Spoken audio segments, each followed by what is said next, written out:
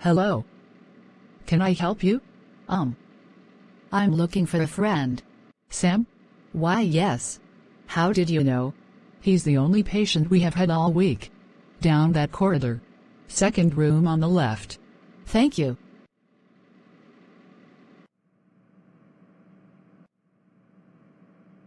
Sam. Liz.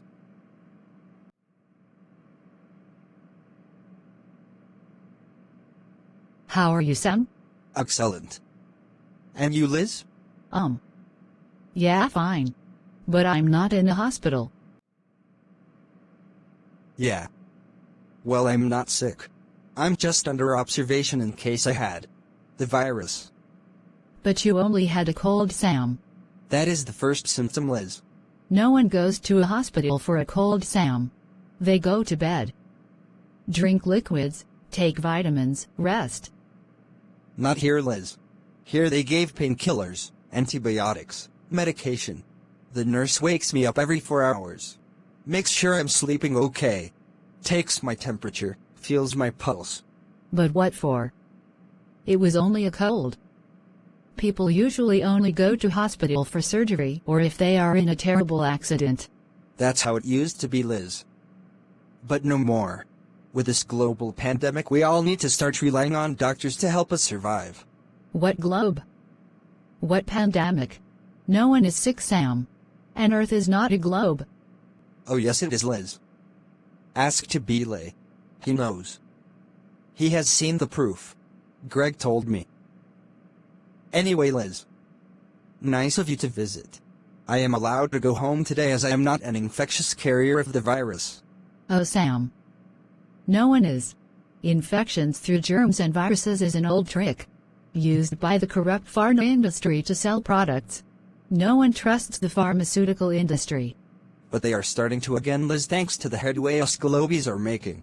But you are using an unproven theory to support other unproven theories. No one has proven a virus can be asymptomatic. And no one has proven the globe. That's because you are unwilling to open your eyes, Liz. You need to research this topic yourself before arguing with me. Research what exactly, Sam? Do you want me to look at a horizon and pretend it bends? Climb a mountain and not watch as everything moves to the center of my vision?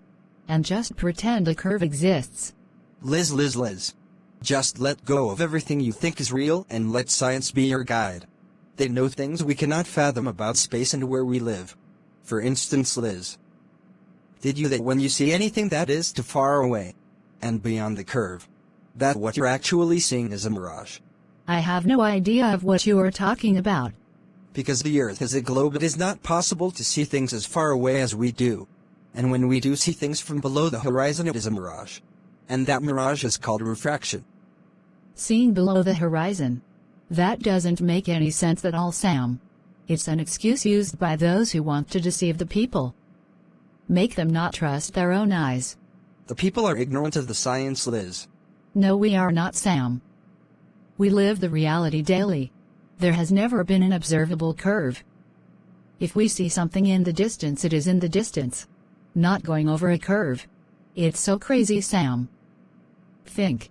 As we approached a city and a curved surface, the buildings would be angled away from us. And they would then straighten upon approach. Same with a hot air balloon. It would lean top first toward this curve and the basket would lean bottom up towards the viewer as it curved. And it never does, cannot do, and won't ever do. It just gets smaller and disappears. It is simple logic, Sam. That's the thing, Liz. Us globers don't use simple logic, we use complicated science. You haven't even heard of parallax, have you, Liz? Yes. It's from French meaning to see wrongly. And it is the variant in distance from one eye to the other. Demonstratable by looking at a finger and closing one eye and then the other. The finger will appear to move from side to side, but it is just parallax. Wrong.